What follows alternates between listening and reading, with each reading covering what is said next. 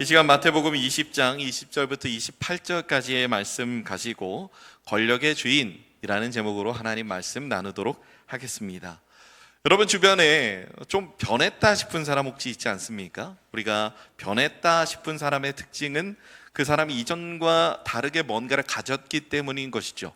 어떤 사람이 갑자기 재정적으로 엄청 부유하게 되었다든지 이를테면 로또에 당첨됐다든지 하면 좀 변하게 마련입니다.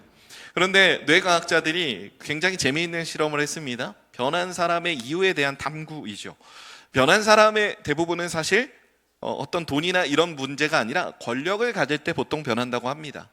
우리가 흔히 권력이라고 말하면 권력은 굉장히 추상적인 개념이 아니라 구체적인 개념을 가지고 있는데요.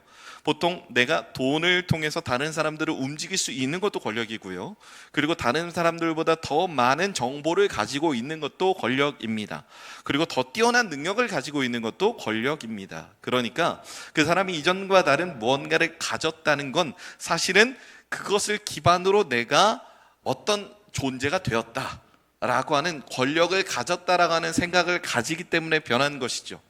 그렇다면 우리가 여러분들이 갖고 있는 여러분들을 좀 힘들게 했거나 여러분들을 어렵게 했던 권위자 한 명을 한번 떠올려 볼까요? 변했다고 생각하는 사람, 날 힘들게 했다고 생각하는 사람을 딱 떠올려 보면 권력을 가진 사람의 뇌 구조가 어떻게 변하는지 우리는 그 특징을 하나하나 공감할 수도 있지 않을까라는 생각을 가지게 됩니다. 뇌과학자들이 연구했을 때 권력을 가진 사람이 가장 두드러지게 나타나는 변화는 바로 공감 능력의 저하입니다. 그러니까 내가 어떤 말을 했을 때 그 사람이 이 말을 듣고 상처를 받을지 기뻐할지 좋아할지에 대해서 전혀 생각하지 못한다는 겁니다. 생각을 안 하는 게 아니라 생각할 능력 자체가 줄어든다는 얘기죠. 그리고 또 하나의 변화가 있습니다. 그것은 뭐냐면 도덕적인 능력도 결여된다는 것이죠. 내가 이 행동을 하는 게 나쁘다라고 하는 것. 우리가 흔히 드라마를 통해서도 많이 보지 않습니까? 음주운전을 하거나 신호위반을 해서 잡았더니 국회의원에 차더라. 그러면 단골 멘트가 있죠. 창문을 내리면 내가 누군지 알아 라고 말하는. 왜 그런 도덕적인 능력이 결여되는 것일까요? 바로 권력자의 뇌 구조의 변화가 그렇게 된다는 것입니다. 그런데 여러분 권력자라고 해서 이렇게 안 좋은 변화만 생긴다면 사실 그들은 좀 억울하겠죠. 그들에게도 좋은 변화가 하나 있습니다. 그건 뭐냐면 사람들 사이에 오가는 어떤 대화나 관계 속에서 펼쳐지는 권력의 지형도, 이런 것들을 굉장히 민감하게 파악해내는 능력이 생긴다는 겁니다. 생각해 볼까요? 내 부하 직원 중에 어떤 사람이 더 선망의 대상이 되는지, 그래서 어떤 사람들이 더 신뢰하는지에 대해서 기가 막히게 파악을 합니다. 여러분, 이 능력은 왜 있는 걸까요? 내가 갖고 있는 권력 안 뺏기려고요. 그래서 치고 올라오는 사람들의 머리를 눌러줄 수 있는, 쉽게 파악하고 그 사람들을 눌러줄 수 있는 힘도 길러지게 되는 것이죠. 여러분, 이러한 에너지들이, 이러한 변화들이 왜 생기는지 아십니까? 바로 우리 뇌가 권력을 가졌다라고 인식하는 순간 에너지가 많이 들어가는 일을 기피하려고 한다는 겁니다. 예를 들어 다른 사람들의 말을 깊이 들어주고 경청하고 공감해 주는 것은 사실 우리 뇌에 굉장히 큰 에너지를 요하는 일입니다. 또한 도덕적인 잣대를 가지고 나를 스스로 생각을 하고 내가 도덕적으로 잘 살겠다라고 하는 것도 우리 뇌에 굉장히 큰 스트레스를 주는 일이죠. 그래서 정직하게 살아가는 사람들일수록 큰 스트레스를 몸에 안고 살아간다는 것을 우리는 보게 되는 것입니다. 여러분, 그런데 우리가 생각했을 때 공감 능력이 결여되고 또 도덕적인 능력이 결여된다는 이러한 특징을 가진 부류의 사람들이 있습니다. 누구일까요? 바로 사이코패스와 소시오패스입니다. 좀 충격적인 결과인데요. 여러분, 일반인들 중에 이런 사이코패스와 소시오패스가 발견되는 비율이 얼마 정도 되는지 아십니까? 100명이 있다면 그 중에 1명이 발견이 된다고 합니다. 그런데 너무 놀랍게도 권력을 가진 사람들 중에 사이코패스와 소시오패스를 조사를 해봤더니 무려 100명 중에 15명이나 발견이 되었다는 겁니다. 그리고 사이코패스, 소시오패스가 아니더라도 그 근처까지 향하고 있는 사람들의 숫자도 상당수 있었다는 것이죠. 즉 권력을 가지게 되면 점점 내가 다른 사람들의 고통에 둔감해지는 그런 부정적인 영향들이 생긴다는 겁니다. 여러분, 그러면 권력을 가져야겠습니까? 가지지 말아야겠다라고 하는 생각이 들죠. 그런데 여기에서도 신기한 건 권력을 가진 사람들 중에 이런 공감 능력의 결여, 도덕적인 능력의 결여를 전혀 겪고 있지 않는 사람도 다수 발견이 되었다고 하는 겁니다. 여러분, 이 사람들의 재미있는 특징이 있습니다. 그 뭐냐면 이 사람들은 본인이 생각했을 때 내가 권력을 가졌다라고 하는 생각을 전혀 하지 않았다는 겁니다. 권력을 가졌다라는 생각을 안 하니까 나의 뇌가 부정적으로 변하지 않았다는 겁니다. 즉, 이 현상이 우리에게 주는 메시지가 저는 굉장히 분명하다고 생각을 합니다. 뭐냐면 권력은 내가 그것을 내 것이라 여기는 순간부터 나를 타락시킨다는 겁니다. 그리고 하나님은 이 주제를 오늘 본문 말씀을 통해 우리에게 명확하게 전달하고자 하신다는 겁니다. 여러분, 우리가 성경 전반을 통해서 권력이 사람을 어떻게 망쳐 놓았는가라고 하는 사실을 살펴보기를 원합니다. 하나님은 사람을 자기 형상을 따라 지으셨다라고 성경은 우리에게 말하죠. 그 형상에는 사실 가장 핵심적으로 이 세상을 다스리는 통치권이 가장 주를 이룹니다. 창세기 1장 28절 말씀은 우리에게 이렇게 말하죠. 우리가 이 말씀 다 같이 합독하겠습니다. 하나님이 그들에게 복을 주시며 하나님이 그들에게 이르시되 생육하고 번성하여 땅에 충만하라. 땅을 정복하라. 바다의 물고기와 하늘의 새와 땅에 움직이는 모든 생물을 다스리라 하시니라. 아멘. 여러분, 이 말씀은 하나님께서 인간들에게 통치를 위임해 주셨다라고 하는 근거입니다. 권력의 시작은 하나님이 주신 위임된 권세로부터 시작이 됐죠. 그리고 이 위임된 권세는 창세기 2장에서 어떤 형태로 나타납니까? 생명체들의 이름을 짓는 것으로 발현이 되는 것이죠. 그런데 여기서 문제가 생겼습니다. 인간은 주신 권력을 맡은 것이 아니라 자기 것으로 여기기 시작했다는 겁니다. 그들은 하나님처럼 되고 싶었습니다. 그래서 하나님의 자리를 대신하고 싶었던 것이죠. 우리가 알고 있듯이 선악을 알게 하는 나무의 열매, 선악과를 그들이 따 먹음으로 그들은 눈이 밝아져 내가 하나님과 같이 되고자 노력했습니다. 그들이 먹은 선악과는 사실은 하나님이 이거 먹지 말라고 했다라고 하는 사실을 어긴 것에서 지나지 않고 사실 하나님의 명령으로 살아가는 게 아니라 나는 나의 의지대로 살아가겠다라고 하는 의지의 표현이라 할 수 있는 것이죠. 쉽게 말해 저는 소유권을 먹으려는 시도라고 말씀드리고 싶습니다. 그리고 더 이상 권력을 맡은 자가 아니라 이 세상의 권력을 가진 자로서 소유권을 주장하며 살아가고 싶었다는 것입니다. 그 결과 아담과 하와는 에덴 동산에서 쫓겨나게 되는 것이죠. 여러분, 우리는 이러한 사건을 가리켜 원죄라고 말합니다. 아담과 하와가 하나님의 자리를 대신하여 그 자리에 올라서기 위한 시도를 했던 시간이었습니다. 그 이후 인간이 가진 권력에 대한 탐욕이 줄어들었을까요? 여러분, 전혀 그렇지 않았습니다. 우리는 그 사실을 바벨탑 사건을 통해서 확인할 수 있는데요. 여러분, 바벨탑 사건은 무엇일까요? 사람이 자신의 최대한의 능력으로 하나님을 대신하고자 했던 욕망의 사건이라 말씀드릴 수 있습니다. 창세기 11장에서 그들은 이렇게 말합니다. 우리 창세기 11장 4절 말씀 다 같이 합독하겠습니다. 또 말하되 자 성읍과 탑을 건설하여 그 탑 꼭대기를 하늘에 닿게 하여 우리의 이름을 내고 온 지면에 흩어짐을 면하자 하였더니, 여러분, 이들이 지은 바벨탑에서 바벨의 의미는 원래 아카드어라는 말에서 온 말인데요, 이 말에 그들이 가지고 있는 원래 의도의 본 뜻은 뭐냐면 영어로 God of Gate, 신의 아니죠 게이트 오브 갓이죠. 신의 문이라는 의미를 가지고 있습니다.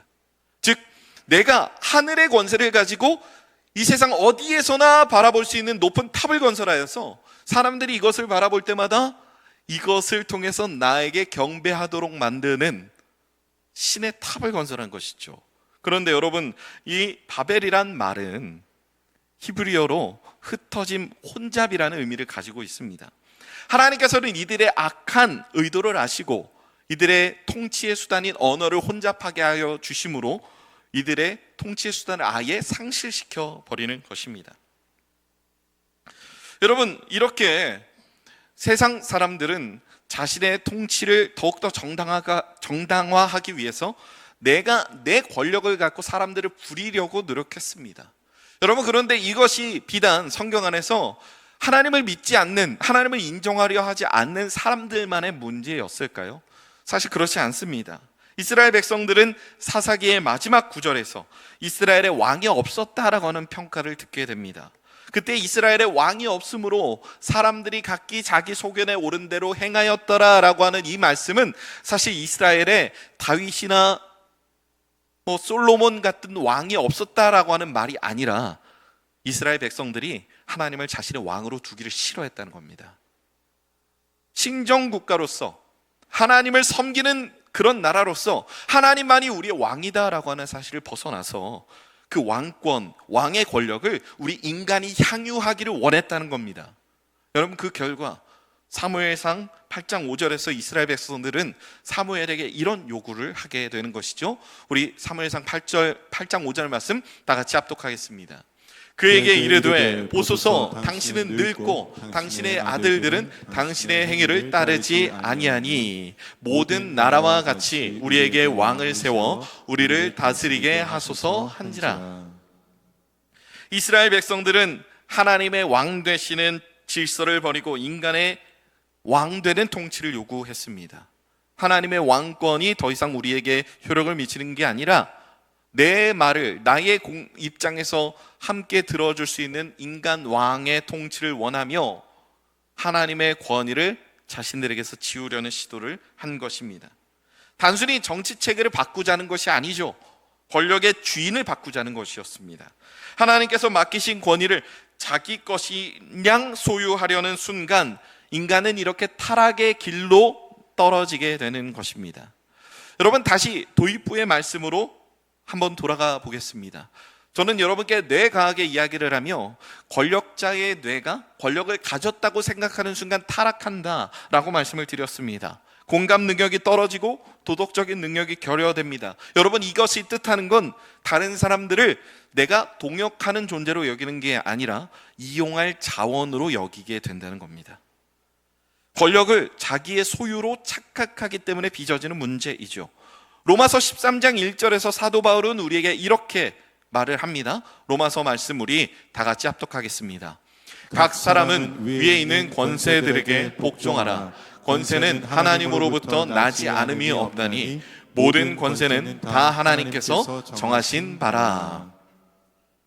여러분, 이 말은 단지 우리가 통치자의 권력에 잘 순종해야 된다라고 하는 1차원적인 의미만을 담고 있지는 않습니다.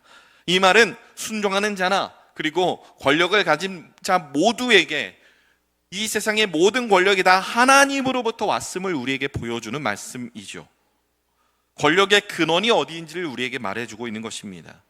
여러분, 모든 권력은 다 하나님의 것입니다. 그분은 그것을 우리에게 위임하시며 우리에게 맡기셨습니다. 문제는 인간은 이 맡은 것을 내 것이라 여기고 자기 방식으로 사용한다는 것입니다. 바로 그 순간부터 나의 뇌가, 나의 생각이, 그리고 나의 감정과 내 주변 사람들과의 관계에 금이 가기 시작하는 것이죠. 여러분, 그렇다면 오늘 본문 마태복음 20장을 한번 살펴볼까요? 제자들 사이에 어떤 싸움이 벌어집니다. 야고보와 요한의 어머니가 예수께 와서 예수님의 좌우편의 권세의 자리를 나의 아들들에게 달라라고 청탁을 합니다. 오늘 본문 21절 말씀인데요, 우리 이 말씀 다 같이 합독하겠습니다. 예수께서 이르시되 무엇을 원하느냐? 이르되 나의 두 아들을 주의 나라에서 하나는 주의 우편에 하나는 주의 좌편에 앉게 명하소서. 여러분, 이 말을 조금 쉽게 하면 이런 뜻이겠죠. 다른 사람들보다 더 높은 자리, 더 큰 권력을 나의 아들들에게 주세요. 우리가 남입니까? 라고 하는 그런 말입니다. 여러분, 당연하게도 제자들 사이에서 분노가 일어납니다. 그러자 예수님은 권력의 본질이 무엇인지 오늘 본문 말씀에서 다시 그들에게 정의 내려주시는데요, 조금 긴데요. 오늘 본문이 25절부터 28절까지 말씀입니다. 우리 이 말씀 다 같이 합독하겠습니다. 예수께서 제자들을 불러다가 이르시되 이방인의 집권자들이 그들 임의로 주관하고 그 고관들이 그들에게 권세를 부리는 줄을 너희가 알거니와 너희 중에는 그렇지 않아야 하나니 너희 중에 누구든지 크고자 하는 자는 너희를 섬기는 자가 되고 너희 중에 누구든지 으뜸이 되고자 하는 자는 너희의 종이 되어야 하리라. 아멘. 인자가 온 것은 섬김을 받으려 함이 아니라 도리어 섬기려 하고 자기 목숨을 많은 사람의 대속물로 주려 함이니라. 아멘. 이 말씀이 제일 중요했는데 놓칠 뻔했습니다. 여러분, 이 말씀을 읽어보니 우리에게 주시는 예수님의 메시지가 저는 되게 분명히 드러난다고 생각합니다. 이거는 뭐냐면 우리가 갖고 있는, 우리에게 주어질 권력을 내가 어떻게 나의 것으로 사용할지에 대한 문제가 아니라 우리에게 권력을 주신 분의 마음이 무엇인지를 우리에게 보여주는 것이죠. 내 것이라면 내 마음대로 해도 됩니다. 소유권이 내 것이라면 내가 그것을 버려도 되고 그 권력을 가지고 다른 사람들을 부려도 되고 무자비하게 사용해도 됩니다. 그것이 진짜 내 것이라면 말이죠. 그런데 내 것이 아니기 때문에 우리는 주신 분의 뜻에 따라 청지기의 정신을 가지고 맡은 자에게 구할 것은 충성이라는 그 말씀을 순종함으로 내게 맡기신 권력을 사용해야 합니다. 여러분, 생각해 볼까요? 예수님께서는 자신에게 맡겨진 권세를 어떻게 사용하셨습니까? 그분은 모든 권세를 다 가지셨지만 그 모든 권세를 자신을 위해 사용하지 않으셨습니다. 오히려 종의 형체를 가지사 십자가에 달려 죽으심으로 다른 사람들을 살리는 데 사용하신 것이죠. 세상은 권력을 가지고 내가 살기 위해서 다른 사람들을 부리고 사용합니다. 그런데 하나님 나라에서의 권력은 나를 내려놓고 희생함으로 다른 사람들을 살리는데 그것을 사용한다는 것입니다. 오히려 자신을 낮추고 섬기고 생명을 주시는데 예수님은 그 권력을 사용하신 것이죠. 여러분, 그렇다면 우리는 이러한 문제, 이러한 질문에 봉착하게 됩니다. 내가 권력을 갖고 있나? 그러니 이 설교가 나랑 무슨 상관이지? 여러분, 재미있는 건요, 우리의 뇌가 변하는 그 시작은 내가 큰 권력을 가졌을 때 내 뇌가 변하는 게 아니라는 겁니다. 내가 엄청나게 많은 사람들을 부릴 수 있는 자랑할 만한 큰 권력을 가져서 내 뇌가 변하는 게 아니라 아주 작은 권력일지라도 내가 그것을 가졌다고 생각하면 그때부터 우리의 뇌가 변한다는 겁니다. 생각해 볼까요? 여러분, 우리는 친구들 사이에서도 권력이 있다는 걸 알게 됩니다. 돈 더 많은 친구, 다른 사람들을 더 많이 동원할 수 있는 친구, 어떤 능력이 있는 친구, 그런 권력이 있는 친구와 그렇지 않은 친구들 사이에 똑같이 동등한 친구 관계인 줄 알았는데 권력 관계가 존재한다는 것을 우리가 보게 되죠. 뿐만 아니라 우리는 가정 안에서도 그런 권력이 있다는 걸 보게 됩니다. 부모, 자식 간에도 권력 관계가 명확히 있습니다. 심지어 부부 관계에도 있습니다. 형제, 자매 관계에도 다 있습니다. 심지어 교회 안에도 권력 관계가 존재한다는 겁니다. 뿐만 아니라 우리의 회사와 심지어 동호회에도 있습니다. 문제는 이것을 내가 권력을 가졌다라고 생각하는 순간 나를 타락시키는 타락의 원천으로서 나에게 작용을 해버린다는 겁니다. 여러분, 우리 뇌는 굉장히 재미있는 한 가지 특징을 가지고 있다고 합니다. 그게 뭐냐면 나와 가장 가까이에 있는 사람들을 나의 몸의 일부, 내 손이나 발처럼 여기면서 그 사람이 나처럼 행동하기를 바란다는 겁니다. 여러분이 길을 걷다가 갑자기 발이 말을 안 들어서 못 걸으면 여러분의 감정은 어떠십니까? 물을 잡아서 이렇게 먹고 싶은데 내 손이 말을 안 들으면 여러분 마음은 어떠십니까? 화나고 짜증이 나죠. 그래서 내 권력 밑에 나와 가까이에 있는 사람들이 내 말 안 들으면, 내가 정답이라고 여기는 그거 안 들으면 화가 나고 짜증이 나서 막 화를 내는 겁니다. 폭력적으로 변하는 것이죠. 여러분, 이것이 우리 가정에서 그리고 각 회사에서 사회에서 그리고 여러 군데에서 벌어지고 있는 우리의 삶의 현실이라는 것입니다. 가장 가까이에 있는 사람들에게 상처를 주는 우리의 마음의 이유라는 것이죠. 그 모든 것들이 다 원죄의 결과라는 것을 우리는 인식해야 할 필요가 있다는 것입니다. 여러분, 그런데 성경 어디에 우리가 다른 사람들이 나에게 말하는 명령대로 살아야 한다라고 되어 있습니까? 하나님께서 우리에게 주신 소명을 따라, 개별적인 소명을 따라 살아가도록 하는 것이죠. 그러면 내가 권력을 가졌다면 그 권력을 어떻게 사용해야 하겠습니까?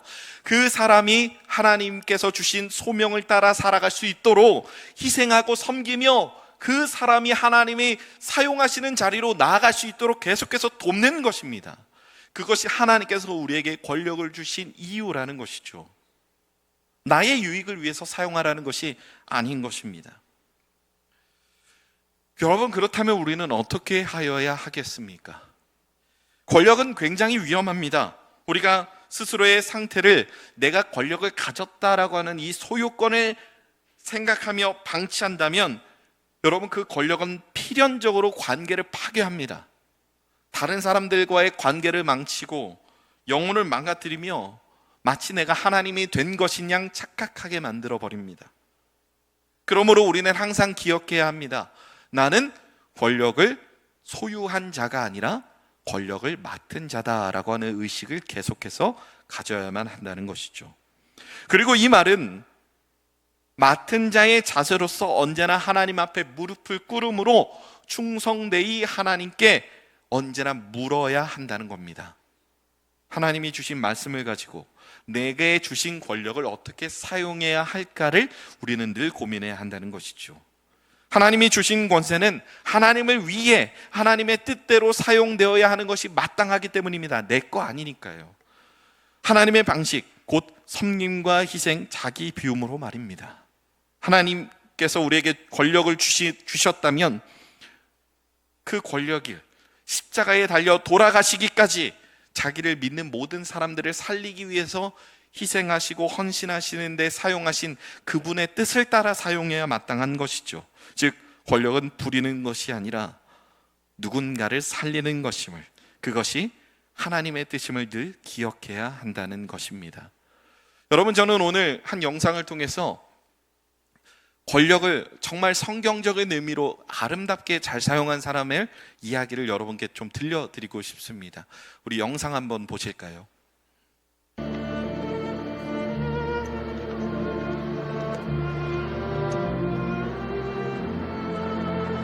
It's Hebrew from the Talmud. It says, whoever saves one life saves the world entire.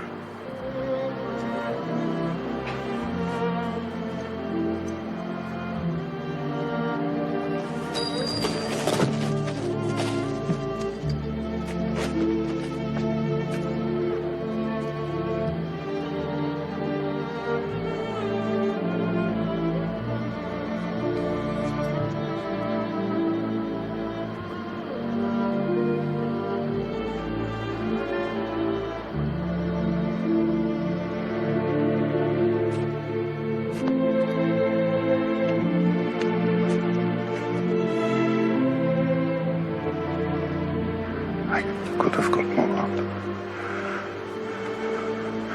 I could have got more. I don't know if I just...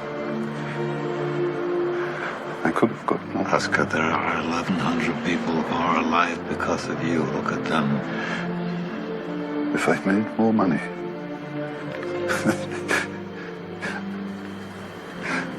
I threw away so much money.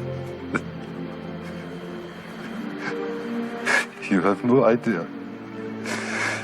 If I just... There will be generations because of what you did. I didn't do enough. You did so much.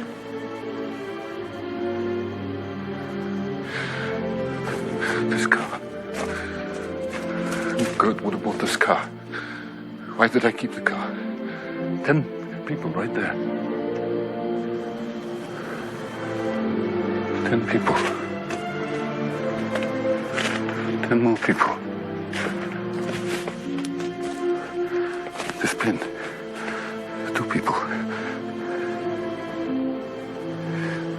This is gold. Two more people. You would have given me two for it. At least one. You would have given me one. One more. One more person. A person who stand for this. I could have got one more person. And I didn't.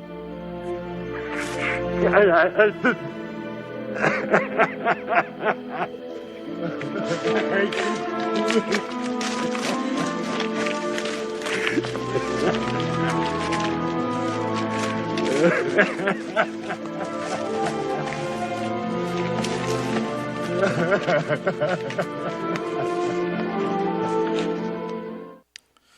여러분, 이 영화를 아십니까?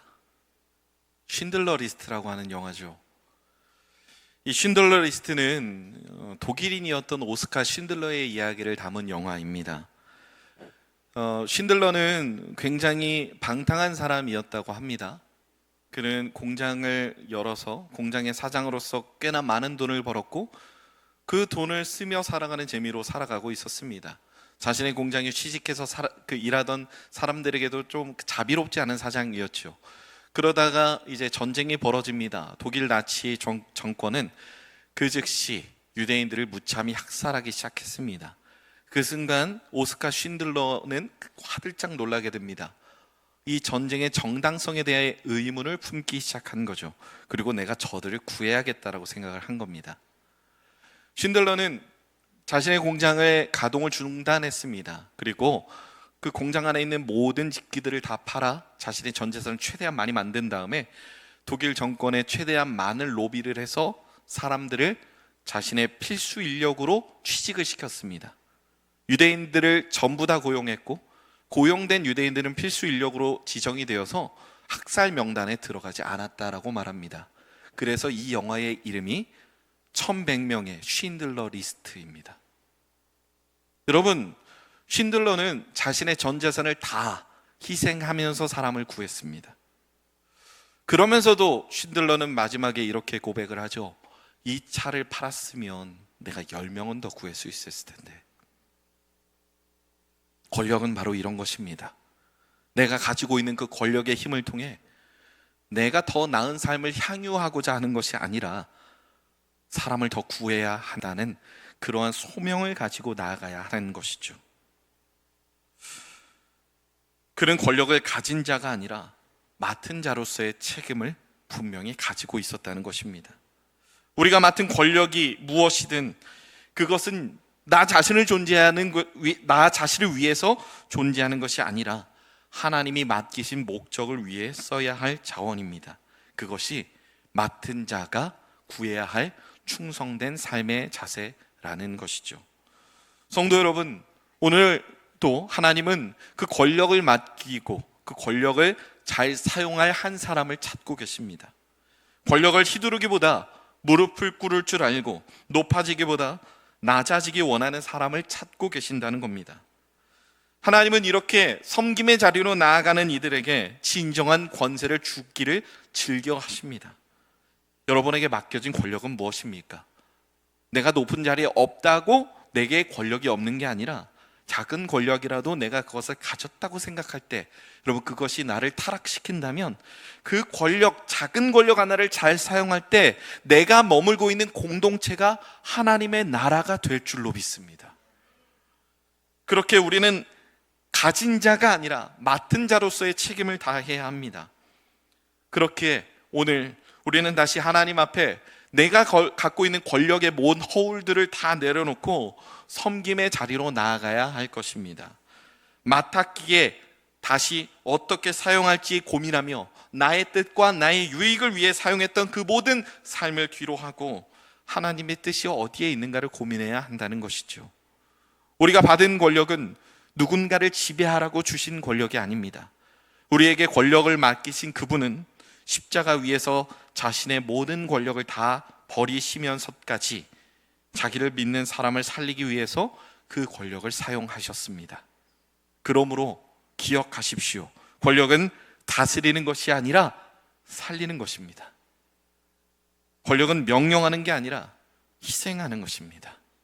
이것이 하나님이 우리에게 권력을 맡기신 이유입니다. 그렇기 때문에 우리의 삶에, 우리의 마음에 이 중요한 질문 하나를 새기면서 나아가기를 원합니다. 예수님이라면 어떻게 하셨을까?